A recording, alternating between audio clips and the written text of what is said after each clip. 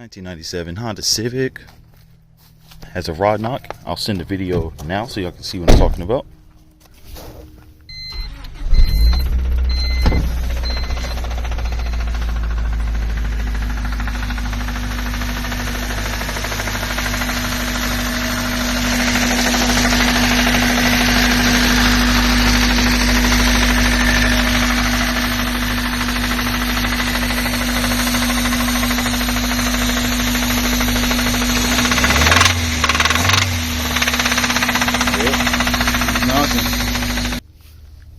I got it on the jack stands. I use this jack right here. Jack it up from this point, and then on the other side, from that point, lift the car, put the other jack stand there. What I'm gonna attempt to do is change the rod bearings. The rod bearings are in the block at the bottom, where the rods are. We're gonna go from underneath, take the oil pan out, pop out the girdle, and then we'll get to the bearings. So these are the main bearings. I've never done this before, so we're going to try it out, see if that fixes the knock. And if it doesn't fix the knock, I got a whole new motor right here. This is D16Y8.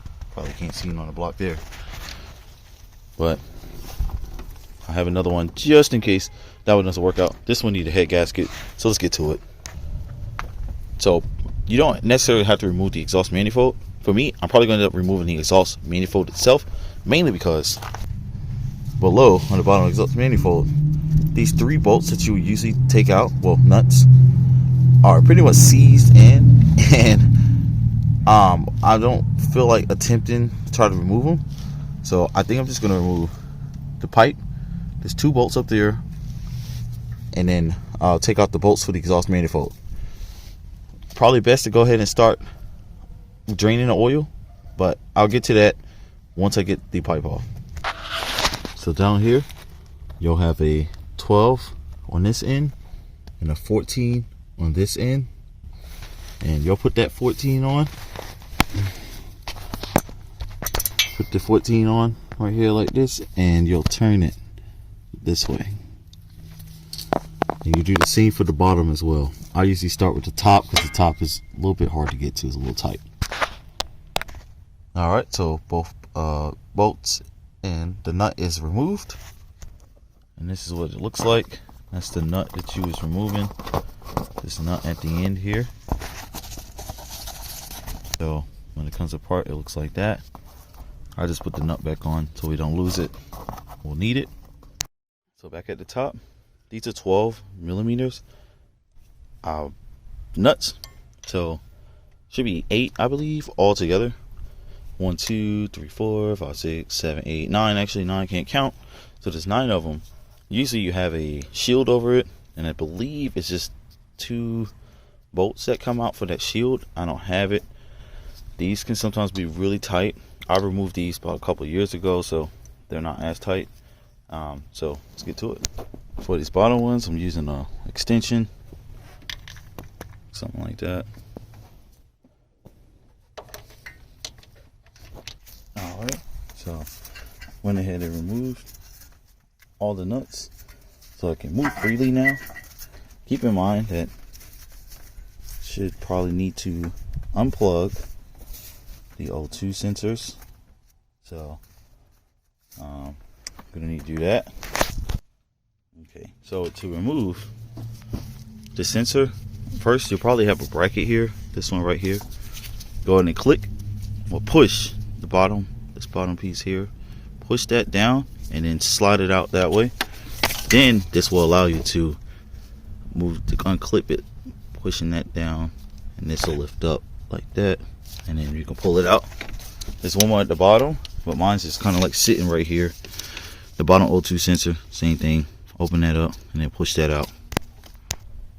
Okay, so I should actually, for some people, I mean, note this.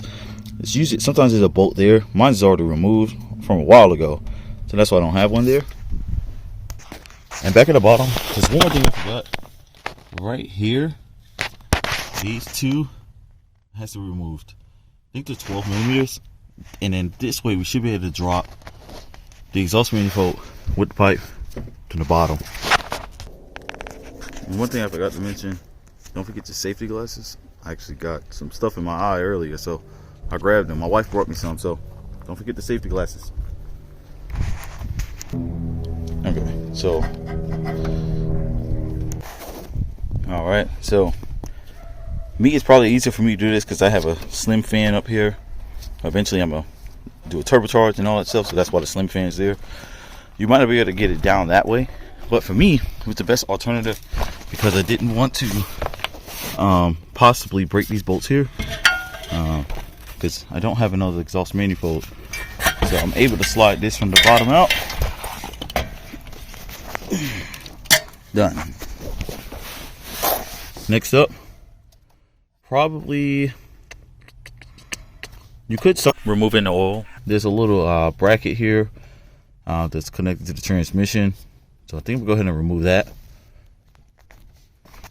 One thing to keep in mind of on the exhaust manifold is a gasket that goes in between here. Mine's is bad, it's broken off, so keep that in mind not to lose this gasket.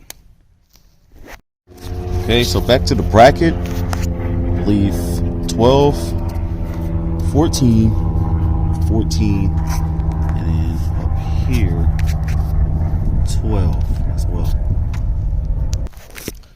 All right, so the bracket is removed. Those are the 4 bolts right there. Okay, so bracket's removed, exhaust manifold and pipe is removed. Time to drain the oil. It should be this nut right here. Should be a 17 millimeter. Yeah, 17 millimeter.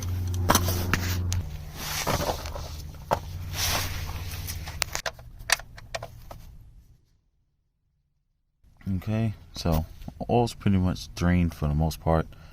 There's not much oil in here, so don't know what happened. So we'll get ready to see what's going on here. So go ahead and remove the oil pan. There's a bunch of tins, nuts all the way around that we're going to be removing. Okay, all the nuts and bolts are removed. Now I can try to drop this oil pan. Alright, oil pan is removed. I don't see like metal shavings in there, which is a good thing. There were definitely metal shavings in the oil pan. I don't know what I was talking about at that time. Going in here, I noticed on this rod right here, listen to this. You can see it moving, but not much. The other one, not at all. Nice and tight. Head to the back side. This one doesn't move. And the other rod back here doesn't move as well. So just this one right here.